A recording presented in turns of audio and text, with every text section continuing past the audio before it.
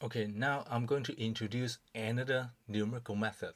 This one, that is the gradient descent. We are going to use the derivative information in order to update or to do the minimum seeking algorithm. So we are going to do this is the cost function as we value the function, and then so we have a number of input. Yeah, so this x, that is the decision vector. We have the decision vector in n-dimensional space. It means that x, we will have something like x1, x2, x3 up to xn, and variable, but f, that is a scalar value. Yeah, so this is the update rule. We are going to find the local minimum. We are going to use this concept. For example, if we are going to put a ball, so we have a landscape. You can just see that. If we are going to have, okay, so this one, yeah.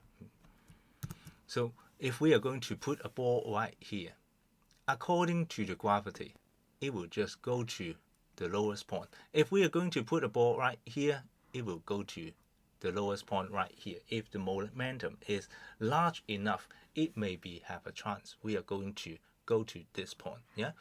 Anyway, this animation just so that if we are going to start from this point, if we are able to jump accordingly to according to the slope, we are able to find out the local minimum, that is right here. Yeah, and in a two-dimensional space, we come up with something like this. Yeah,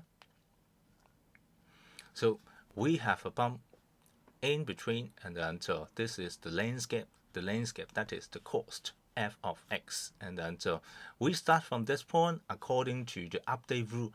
Iteratively, we are going to go to the next point, next point, next point, and finally we find the local minimum. Yeah, so this is the basic concept. We are going to roll the ball according to the slope, that is the according to the gravity, and then so we are able to find the local minimum. And now we are going to understand better about this update rule. So, for example, we have this f of x in the y-axis and the x-axis. That is one variable. We call this is x, and then so I start with a random point. For example, I'm going to choose this point to be the initial point. Okay, I choose this point. So what I'm going to do is just to find the slope of this line. Okay, this should be a straight line. Yeah, so the slope of this line, that is df dx, and plug in this value of x naught into this function. We know that we will know what slope it is. That would be this gradient of f, because in a single variable case, and then so this gradient f, that is df dx. But when we have a multiple variable, and then we are going to use the gradient to represent that. Yeah, okay, anyway, and now this slope, that is positive, because from this diagram we know that this slope is positive. So we noticed one thing, that when the gradient is positive, reducing x will reducing f of x, because if we are going to move x toward this side, and then we will climb up the hill. If we are going to according to this slope, so we have to reduce x, so that we are going to reduce the cost f of x. So that's why we are going to move in the opposite direction of this slope. That's why we have a minus sign right here. So according to this update rule, because this is the first step, we have x0. Yeah, so k, that is 0. So according to this update rule, we have x0 plus 1 equals x0 minus h0, and then because this is single variable case, we have df dx. X equals the initial point. H0, that is the, or the hk, that is the step size or the learning weight, it must be positive. It is, if you are going to choose a negative weight, that means you change this sign, you are going to increase x. That means it just violate what we have mentioned before, that positive slope reduce x. Yeah. Okay. So in that case, once we find this x naught, and then so we find out x1, that is on the right hand side, on the left hand side. Yeah. And then once we have x1, we do the same thing. That is to find the slope right here, substitute x as x1. We know whether this is positive slope or negative slope. In that case, we are going to repeat this process. And then so now it is in the second step. So k would be 1. So we have x1 plus 1. Yeah, k, that is 1 plus 1. So we have x2.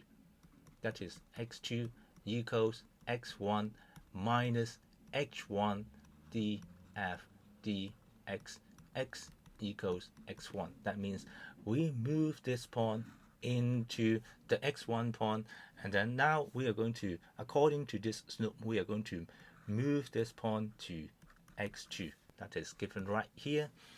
And then repeat this process, we are able to find the local minimum. But what about if we start right here? The same case, we just find out that if the gradient, that is less than 0, increasing x will reduce fx. Yeah, so that means if we have a point right here and then corresponding to this x value, now if we are going to move to the right, that means x is reduced, and then we can reduce the cost right here. If we are going to increase x, and then that means we are going to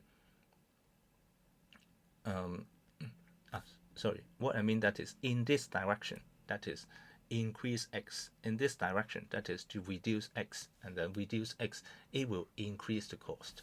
So this also explains that why we have the negative sign. Yeah.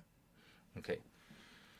So when to stop, that is the stopping criterion or the stopping criteria. It means that we have more than one condition. Yeah. So we can just have set up the number of iteration k max. That is, we repeat this process for k max times. Yeah. So when you choose k max, we are going to repeat this process. If k max, that is 100, we repeat this process for 100 times. And then when we talk about the stopping criteria, this point, that is, we check the gradient. If the gradient, that is less than a positive value of epsilon, for example, this one, that is 0.001, that means the rate of change, that is sufficiently small. It means that we already at the local minimum, for example, this point. So it is a kind of indication that we should stop the search. Yeah. Okay. And now this is the algorithm. This algorithm just summarize what I have mentioned. Yeah. So f, this is the cost function we have to find according to the application, and this is function which is going to map the n decision variable into a scalar variable, because Rf, that is a scalar. Yeah, we are going to pick an initial solution, initial condition, that is the x0, and then the output of this algorithm, that is the local minimum. Yeah, for example, this is x naught initial point, and then this point, that is the x star, that is the final solution, the local minimum. Yeah.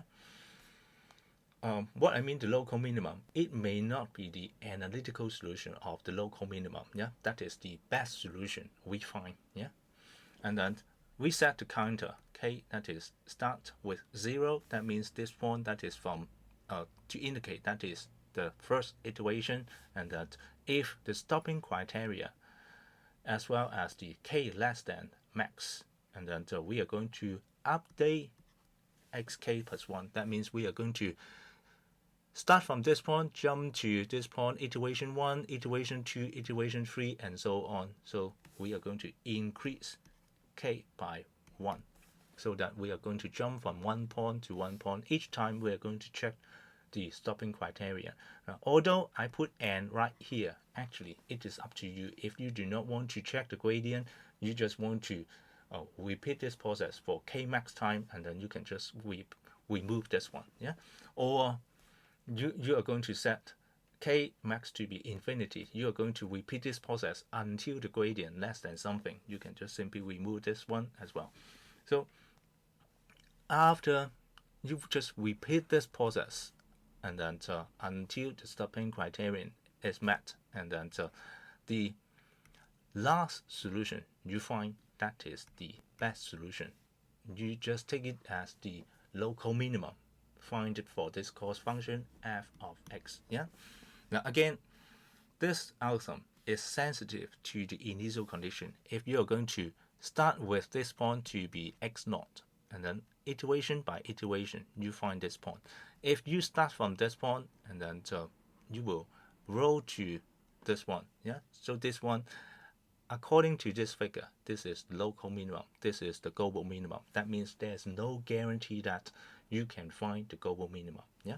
So if the cost function, that is something like that, no matter on the left or on the right, you may be able to go to this point if the step size hk, that is large enough for you to jump from this point to here. If the step size hk is small enough, maybe you can only find these two local minimum. Yeah. So hk, it is a constant. You have to choose it. It can be different iteration by iteration, but but you can also choose that hk to be the same value for all iteration. Yeah.